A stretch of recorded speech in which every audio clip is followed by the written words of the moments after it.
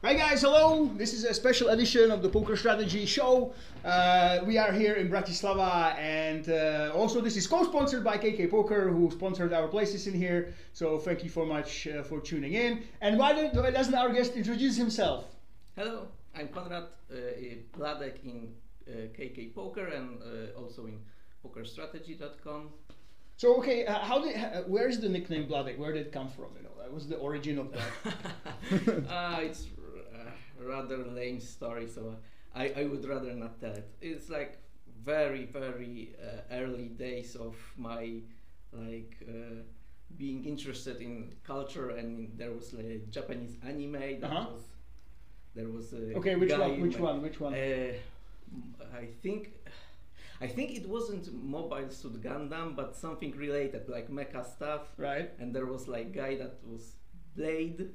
So I started using it, but in the internet it's very generic name. So I added just K at the end, so it's Blad3k.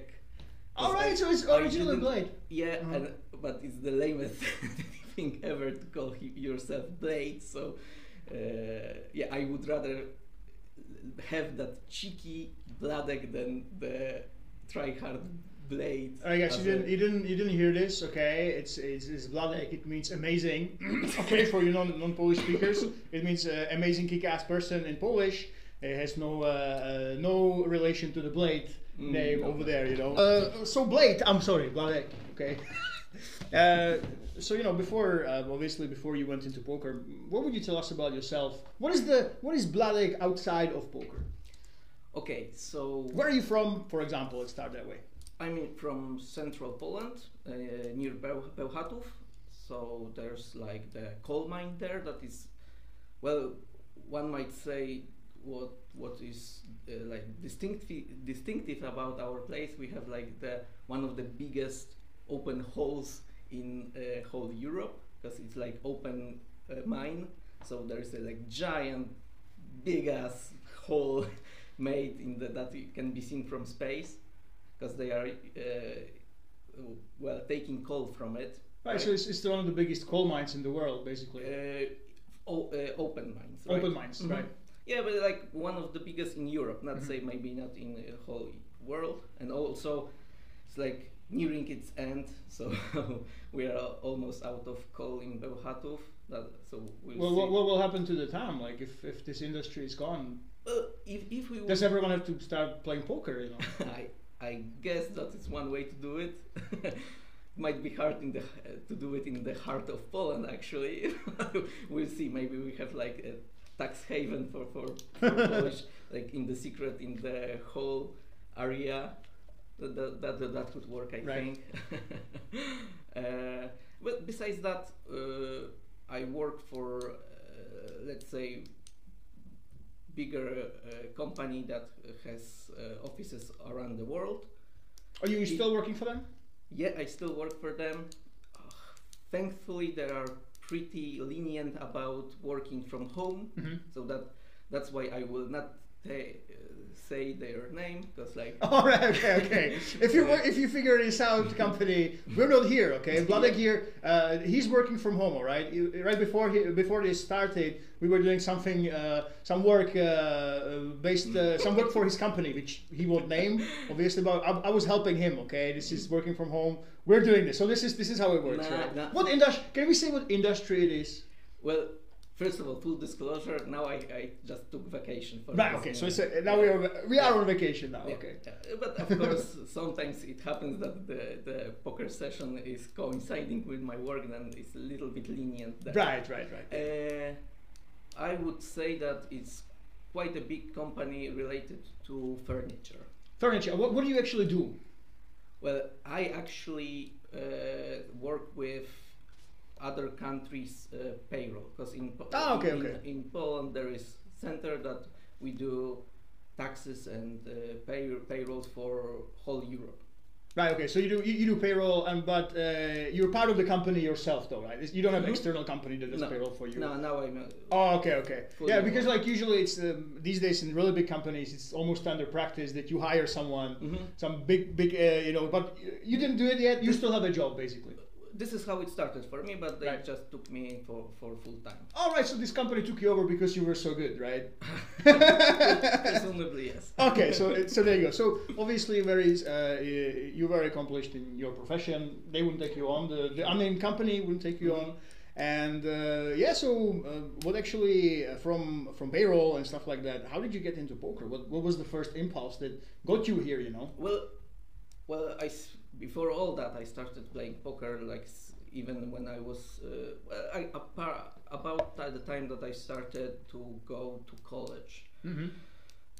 There was like I'm not sure. Like for example, for me, I was living in Scotland in UK, and there I was playing StarCraft, right? And StarCraft, a lot of the guys, we're playing a video game. Why the hell not go into poker? Because we can now do the same thing 8 hours per day that we were doing studying and playing. Now we can actually make money. That was the whole idea behind poker. I'm so also a big StarCraft fan. You yes. are? How does it work in Poland? Because I'm not sure if the scene is that big. Of course, the StarCraft scene is big there, but how did you even find out about poker? Because the culture is surely different. You know what? I think like around the year 2005, it got very popular around the world, right? Right. There was that famous moneymaker effect that started the whole online thing, and as soon as I hit my 18th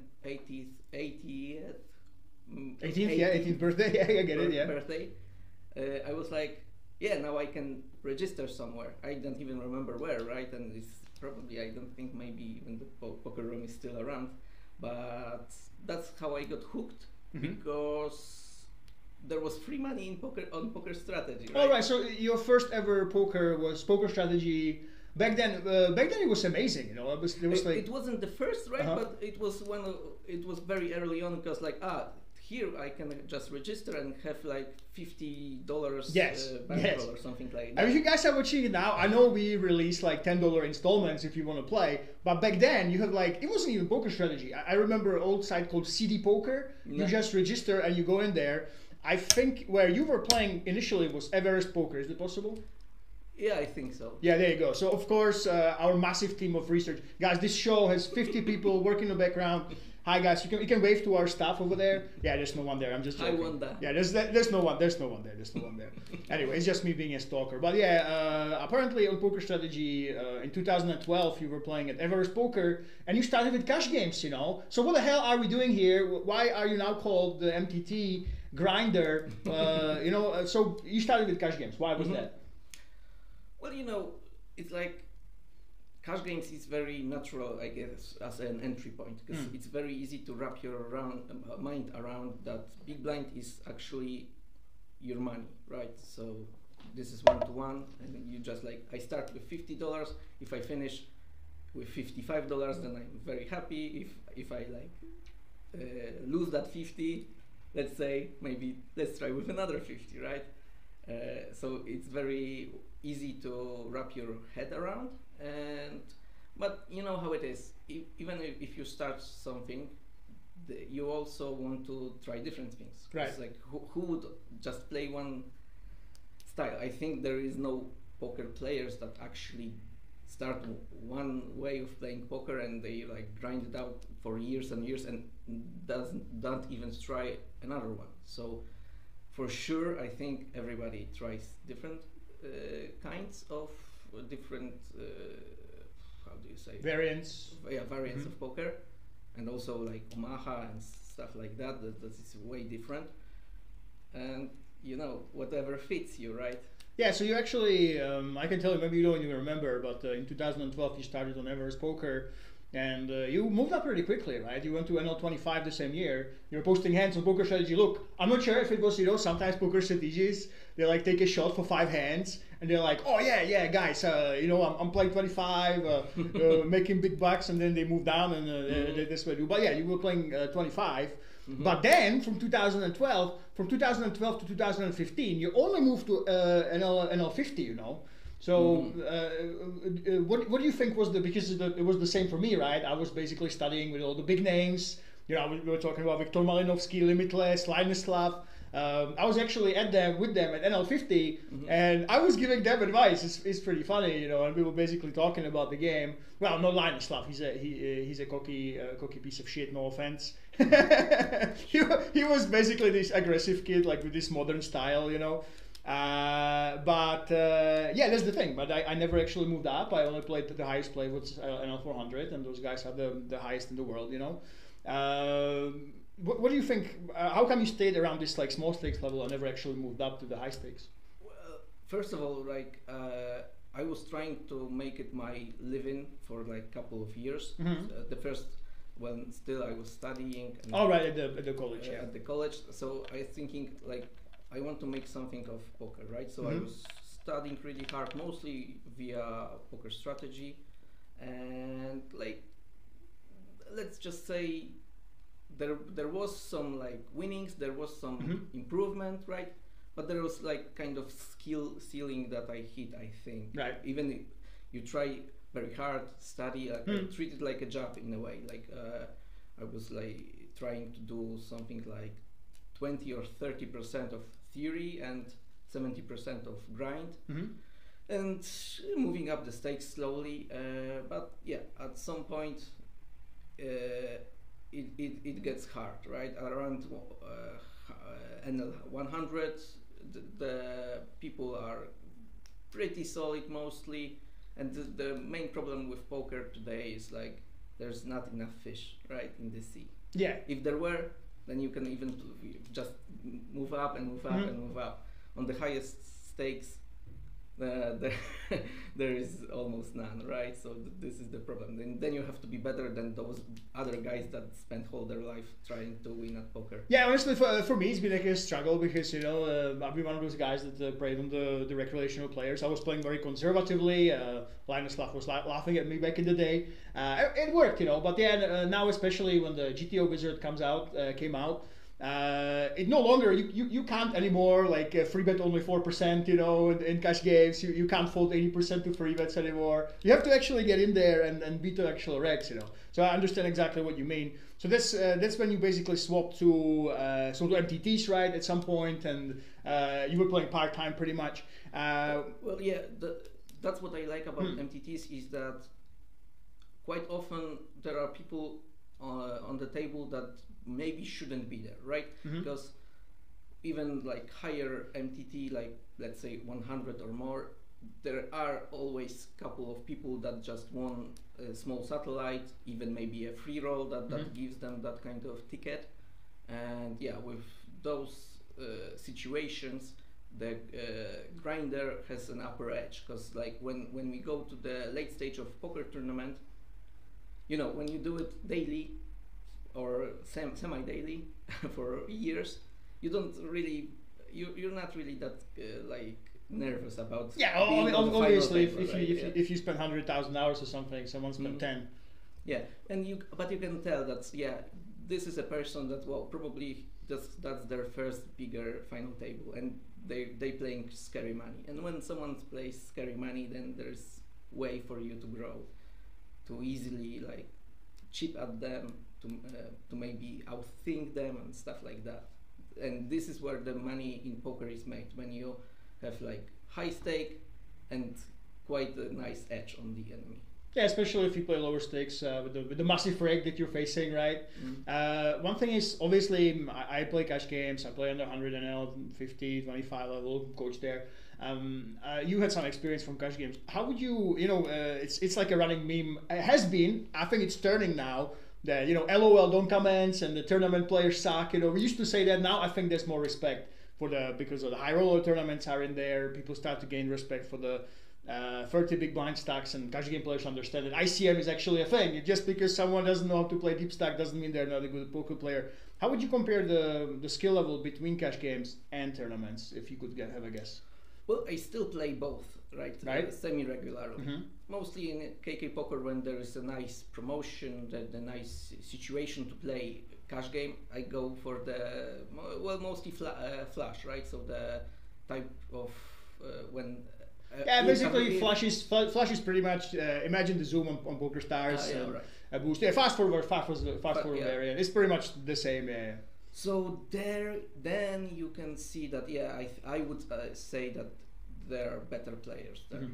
So still there's like, because how do you, well, when you play tournament, it's so random who you're gonna have on a table, right? You might see someone like, let's say in 20 minutes, oh, I remember this guy, right?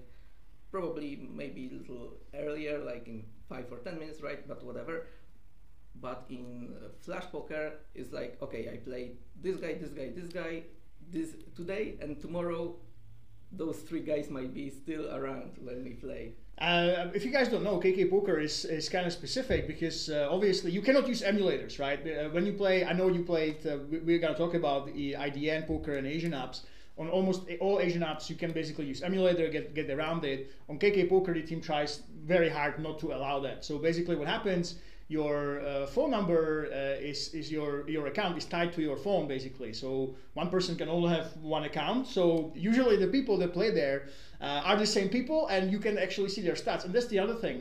They pretty much banned all HUDs, and it's on the phone, so you can't even get a HUD working on phone, obviously.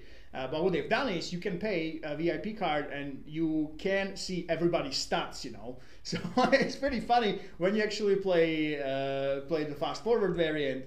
I found there's like people with 100,000 hands, you know, 30,000 hands and stuff like that, and they're like, oh my god, these people are reasonably solid. Obviously, you can see the stats of the MTT players, and how does that compare? Like, if you compare their stats, are they mostly solid as well, or are they like really? You can see lots of random guys with 5 hands and 60 VPIP. Nah, most of people there have at least like 10,000 hands in the MTT, and I would say that it's easier in the MTT because even the regular players don't really fight each other that much. It's like there is a very solid game. When one pro and another pro we both see that we are tight players, right? This might think that, okay, then maybe I should start playing looser, more aggressive towards that guy, and probably there are some stuff like that, but it's not really profitable because the other guy will think, okay, he might be playing looser, I will just maybe also start to play looser. And I think that most of us just come with an idea that, yeah, it's better to play solid game, not try to overthink it, because like I cannot win very much against this guy. Oh, right. Let's maybe look for a little weaker player, right? Yeah, you make it sound like the grinders, you know, when they go to the casino, there's all the wrecks, they like look at each other like, okay, these fish we are playing, we don't have to, they tell stop playing it as back, Mikey, you know. Of course, it's like when the tournament starts, right? Yeah. It's like when you have 100 or 200 big blinds, then you play it like this.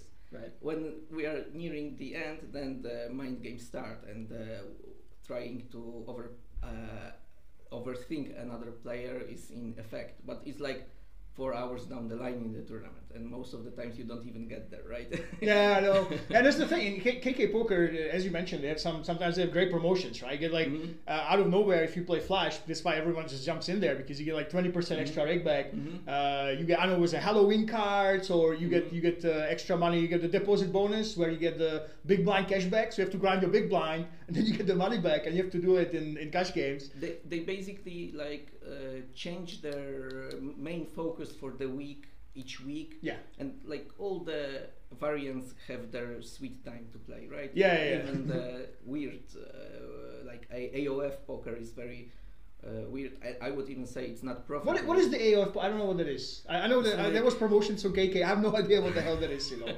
It's a weird variant. I would say it's very casino-like, because you have 8 big blinds as a all-in or fold. And all right, okay. Your only position. So you just play by the regular rules of how much of poker range should on this position be used, and should I just push it or fold it, and that's all, right? So I think because it also has quite a bit of rake, then I wouldn't even think that it's possible to have winning strategy on this one in the long run if other players are playing solid game. Yeah, so yeah, it's yeah. not even possible, right? But there are some promotions for that, and with this, I think there are times that it's profitable to play even this kind of poker variant. Yeah, I found actually KK Poker when I played the flash forward one, because there's so many like Rex with I don't know, it's like some guys with 500,000 hands in there. I basically use it as practice, you know, when I want to play, and they actually have solid styles. Like when it comes to free betting, for some reason people don't fall to free bets enough on KK Poker. If you ever have a VIP card, jump into the Zoom. I think they don't free bet enough. They use the buttons of free X, you know. If you open small, they just open you free X, which is way too low in cash games. But yeah, they're pretty aggressive, but pretty reasonable stats. But you say in the tournaments it's more on the tight side in the beginning, and then they start playing in the later stages. Yeah, when it comes to the apps, obviously KK Poker is one of the very few ones that is pure mobile only. That looks like all the mobile only apps, but actually is regulated and is reasonably safe. I know you actually played on some Asian apps. How did you get into those? That's like a kind of lame story, because I mean lame in the sense that Polish law is lame as hell. Because there was a time, a couple of years ago, right, that poker was basically banned in Poland. So the usual sites, as you said, Everest Poker, I think Bet365, I was also playing, just closed down. Right. Because they couldn't do it in Poland because there was a law change. And then I was looking on actually on the PokerStrategy forums, like, are there any alternatives? And someone came up with I think the name was ITDLN Poker or something like that. Yeah, you were saying IDN on the forum. You know. And I played it there. Wait, was it someone from PokerStrategy or someone random like approached you? I either found it on the forum, like someone mentioned it, or some on like 2+2 forum or something. Oh right, so someone it wasn't like a owner of poker. It wasn't like the guys that they would tell you, okay, this is our no. Someone like you found it somehow. I was looking for, is there like an option there, and the problem with that was that you could register, you could play, but it was because it was very lenient and very shady in a way that who is allowed. And after playing a couple of months there... How did you get money on there, by the way? I think it was some kind of, other country card that I made, like Skrill, Revolut, maybe something like that. Alright. Used, and it was registered for another country, so then they would like let me register, and I don't think there was even like full registration there, that you had to submit your ID and say that you are a Polish person and stuff like that. You were like just a player with an account. Who knows where your money is from? Yeah. So it was, as I said, shady, and I think, I mean, please don't sue me, but I think that I don't think an Asian group will sue you, but yeah, go ahead. But my personal opinion, like with playing many years of poker, is that there I saw that there was systematic cheating on this poker room. I mean, maybe not systematic, maybe kind of hacker abusement or stuff, but I think there were people that knew how to get in the system in some backdoor way, because you could see that there were people that were playing very poor hands and hitting consistently very good hands. Right. So very good straights and flushes and other things, which was like very erratic and very suspicious. Like, let's say you don't 3-bet with 2-4 offsuit, right? But that guy would, and then flop would came 2-4-7, let's say, right? And like, of course, it can happen once, right? But after weeks of playing, I was like starting to get more and more suspicious and investigated a little bit and saw that other people was also reporting it, and then was like, I'm out. Because there were many fishes there. Like, the people were playing weird as poker. I was thinking at first that I hit jackpot there. Yeah. Like there's like El Dorado of poker, right? But then I was like, suspicious amount of fishes are like winning against me, against all odds, right? And I think that those cheaters played even very poor poker, even didn't know how to do it properly, so nobody will notice. They will like do it very randomly, right? The most random hand, and it gets there to the river. One time, second time, third time in a row. What the hell is going on? Yeah, it's actually I played a bunch of apps. I played on Poker Master, is the big one, and Poker King in Asia. I think a couple others, all of that stuff. And basically, it's more or less proven that there have been what we call farms. Do you know what farms are? No. Colluding farms. Have you heard of that? I would assume what it is, but yeah, basically, guys, what would happen? What would happen on these apps is that a bunch of Chinese guys, they would basically hire a room. They would have like 8 PCs like this in a circle. It was a picture of them, say, smoking, and they would all have a bunch of emulators, and they would basically collude. You would play PLO, and you would be against 4 players at the same table. They're seeing each other's cards, and obviously it's very easy to beat you. Well, in PLO especially, because you have so many cards with 3 other people. Yeah, exactly. Like half a deck on their side. That was the issue. The other issue, which is obviously a problem for all sides. I'm going to talk to the KK Poker reps. I'm going to ask about that. But bots, right? And on Pokemon and the Asian apps, because there was no regulation, there was a bunch of 40-20 players. Those big aunties, and straddles and something like this. So many like players, but yeah, they were basically a lot of bot accounts, Very suspicious behavior. But I would like to emphasize that I haven't seen anything like that in KK Poker in like 2.5 years, I guess, that I'm playing. So that is worth mentioning, that it is also an Asian poker site that is also up only for phones, but I would say it's different. Yeah, that's basically the difference, because they actually have regulation. They do have the oversight. They try to get regulated in Europe. If any of the other Asian sites tried it, GG Poker does, of course, but if any of the apps that we mentioned tried it, they would have no basically chance. So KK Poker is like the first one. It looks similar to those, but it actually is regulated. They, we met the people from KK Poker. They hire external advisors. We have them here. So yeah, this is basically like the when I was doing the coaching on KK Poker, it's pretty much your first way in. You can see the app world without the worry of having colluding 6 people against you, and having tons of bots out there and having trouble with shady deposits and stuff like that. So yeah, that's basically why I play KK Poker and the fast forward, because that just doesn't happen in the others, So I would add to that to me, in my personal situation, KK Poker is like optimal, because I'm like semi-retired from playing poker. Right. But being semi-retired is way easier to still have one foot in when you're using your phone when you have time, and even like 15 minutes is enough to like play a session, right? And on a computer, not really. You have to like take your time. Yeah, one of the things I wanted to mention, you actually started in 2021. You started a blog that was on KK Poker. You just started playing, right? So Bankroll Challenge, obviously you stop posting like everyone does after about the year. Happens every time, I know. People think it's easy. I've done about 4 of those. I think I finished most, I regrinded from $50 a few times, always like made it. But I know people like think it's easy that they give up.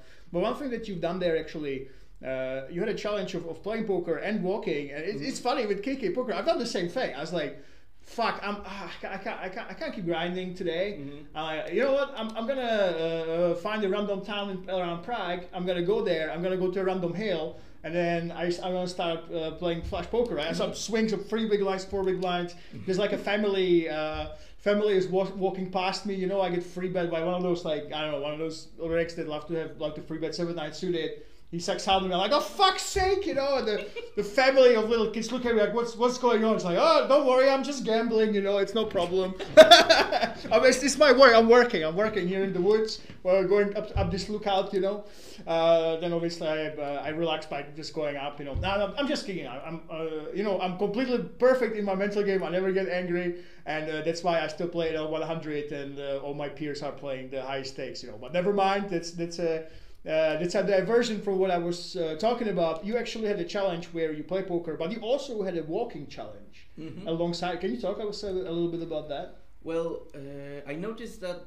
there are some sweet deals daily on KK Poker that satellites to Glory $100 tournaments that are weekly are very underpaid. Like you pay $10 for the satellite, and let's say there is like 70 people, and to have full payment like in 100% of the guarantee, right? Yeah, for the well, you know, it's like poker tournament satellite can be underpaid, and there is more value to play. There's an overlay basically. Overlay. Overlay. Yeah. That's the. I was like, I forgot about you. This You one. meant about overlay. Okay. Yeah. Overlay. So there was quite a big overlay on those tournaments, and it was daily. So I was like, great. This is a perfect opportunity to take my break at work. Let's say I just like punch out from work. It's like around 1 p.m. let's say, and I have 1 hour to play it. So normally I would just sit around, play, maybe watch some YouTube or TV or stuff like that, because it's not very engaging. Yes. And it's not very hard also, because like it's a satellite. It's a satellite. Yeah. It's like mostly very. You know how to play it. Yeah, you don't have to like think too much about your GTO ranges and the multiple tree. When you're 200 big blinds deep. Yeah, just basically. Just play your ABC of poker and you win consistently, just because there's a big overlay there. At the end, maybe you need to play more focused, because like 3 big blinds, should I like all in now? Maybe wait a little and stuff like that. Oh, you can do that on your way back when you're on the toilet before work. That's when you can focus. Yeah. But then I just combine two things together that I should move more. This is the perfect window. I will daily do this. Like I will play this satellite. I will, or maybe sometimes other poker things. But I will also take this hour and a half for walking, to like remain at least semi-moving throughout my day. So this was like nice boost for my health, because like I try to ride the bike and maybe also let's say exercise a little bit. Mm-hmm. But this tipping point of like also walking for an hour and a half is really good to like remain your circulatory system. Yeah, there's one thing with the apps. You can do this on Bet Online, on the Chico network as well. But the problem most tricks have with this, by playing on their phone when they're walking, right, or when they're playing in the casino, is basically the mobile apps you don't have a HUD, right? Mm-hmm. And when you play, for example, 500 Zoom on Stars, and people have heads-up displays, they have 10,000, they have millions of hands against each other, and you jump in. Obviously, you can say, "Oh my God, my game is GTO perfect." I know everyone by memory, but still, not having a HUD is a big disadvantage. And I think Party doesn't have it. I think Chico Fast Forward doesn't have it, and KK Poker definitely doesn't have it. KK Poker actually has it inbuilt. So basically, when you play these sites like Party, like Chico, like KK Poker, you're not missing out anything compared to the opposition. But when you play Stars and you play your high stakes and you play on your phone when you don't have a HUD and other people have it, that's sort of an issue. That's why I don't mind playing on my phone when I'm on KK Poker, because I know it's the level playing field. But then, come on, what the hell, I'm playing these high stakes tracks and they have a HUD. I don't. That's pretty bad, right? That's why for walking I only chosen the easiest session that I know is just easy money, right? Yeah. So with easy money, let's just also do something else. Right. So when it comes to poker, obviously now your goal is to win the main event. I'm sorry, but I'm gonna do it, so we can't. But maybe we see each other in the final. By the way, the structures of the tournaments are fucking hilarious here. The Polish Championship. What time is it, by the way? It's 20 to noon. Okay, we have last 10 minutes, guys. It's hilarious because basically only 10% of people score and cash. And in the main event, you actually 90% go out. It's no cash whatsoever. Top 10% they get their bind back, which is 125 euros. So you get the back, and then you come for day 2. But the thing is, I know you might actually have to leave soon. But the funny thing is, you get your cash back, and then you basically, if you play, you get nothing extra. So then you start playing because you have the money in your hand already. You used to start playing. The point is, it's pretty top heavy. Only 10% of places are actually paid, and obviously that's why we're here. Last topic I wanted to talk to you about is I met your girlfriend, by the way. I deducted it was you because you didn't want to share a room with a random guy. There was the arrangements, so I found that out. If you're watching KK Poker organizers, that was pretty funny. No, but you have a girlfriend, and obviously it's a pretty big topic for poker players, how you actually convince the females or women of a partner. Doesn't matter what gender they are, that poker is like a reasonable thing to spend your time on. And second, obviously, the time constraints and stuff like that. So, and I know you actually taught her how to play poker. So, can you talk about a little bit about that? How is the relationship life and poker life, and how they can combine together? Yeah. First of all, my girlfriend is very clever, so I was always have had it in back of my mind that you could be good at this if you try. Like, she was like, I'm not really interested, like, for a couple of years. But when she saw that, did she know you were playing poker when you like? She knew. We started to dating, but moved to live together quite quickly. Mm-hmm. So I was playing poker when we were still in college, and we were living together. So it would be hard to conceal that thing. Yeah, I wonder how is it in Poland? Like, from our understanding as a Czech person, right? When you say Poland, we imagine there's a lot of religion and parents are conservative. When you talk about this to the older generations, of your girlfriend's parents or your parents, what were they thinking? Because for a couple of years we were obviously trying to play poker quite seriously. Well, most of the time I don't talk about with strangers about me playing poker, because like this is kind of weird and people have a lot of questions. Like, I don't have energy to like be an ambassador of poker to every person that if I give you $100, can you double it up for me? Yeah, right, like this. Uh-huh. So and also, like, let's say I have a cousin that has a gambling problem, and he was like really trying to push on me that maybe I will coach him and stuff like that. But every time I was like, no, man, I know you. I know what is needed to have like a winning mindset, and sorry, but you are a gambler, not a player, right? So, but with, like, let's say with my parents or with older people from my family, it is quite problematic sometimes, right? Like, because the assumption is that, okay, now it's fine and dandy, but there will come a day that you will, like, let's say mafia will come to our door and there will be like arm and a leg, or maybe you will pay $100,000 for your son or something like that. All right, okay. Yeah. So it is a bit awkward in that way, but let's say I do it for so many years now that I don't think that they still think that. Right, and about your girlfriend, like, so did she try to get into it? Did you try to teach her? Well, not at first, but we like board games, we like playing chess. At some point we were like, let's also try poker, right? Just for fun and just to try it. And she was like very, very quickly interested in it, in a way that there is something there, right? And when she saw me playing on the phone app,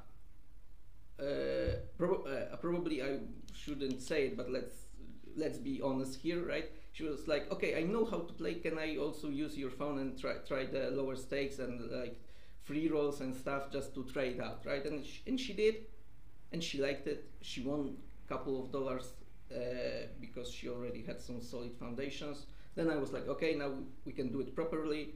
Have some like trainings to watch, like some kind of videos, maybe on PokerStrategy, right? On YouTube, there is a lot of stuff. Just try to watch it, try to think about it. Do you still want to do it, right? And after a couple of days, yeah, let's do it. So we just created an account for her, and now she's playing it almost daily as me. Oh, really? What bankroll did she start on? €500. I think it's dollars.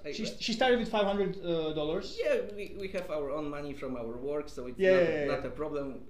So where is she at? Is she actually making a profit? Yes, now she's like almost $3,000 in her bankroll, and also there was like couple of cash outs, right? Uh-huh. But very small ones, because only for like something to buy online or stuff like that. Because I also urge her not to like touch bankroll when it's like around the place that you want it to be, because it's fine and dandy when you play very small stakes, but as I said, there are sometimes on KK Poker occasions that are too good to pass, and like €10, €20, €50, I'm saying euro, it's dollars, right? It's Yeah. in dollars on the right.